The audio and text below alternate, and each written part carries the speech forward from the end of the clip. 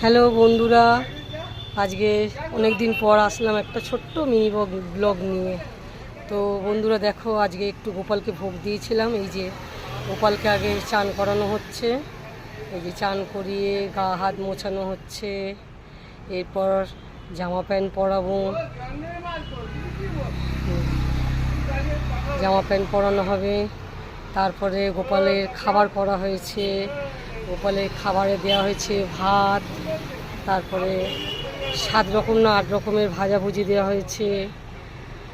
যেমন হচ্ছে পটল ভাজা, বেগুন ভাজা, আলু ভাজা, বরবটি ভাজা, ঢেঁড়স ভাজা, উচ্ছে ভাজা, তারপর পাঁচমিশালি একটা সবজি তরকারি, পনিরের তরকারি, ধোকার ডালনা, তারপরে চাটনি, তারপরে মিষ্টি দেওয়া হয়েছে।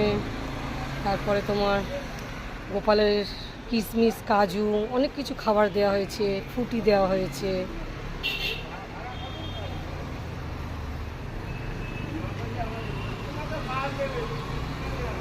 তো বন্ধুরা, এই যে খাবার দিচ্ছি গোপালকে এবারে খেতে। এই যে সব কিছু ধরে দেওয়া হচ্ছে গোপালকে, আবার সব কিছু দিয়ে একটু একটু করে মেখে খাবারও দেওয়া হয়েছে, তো খাইয়েও দিয়েছি।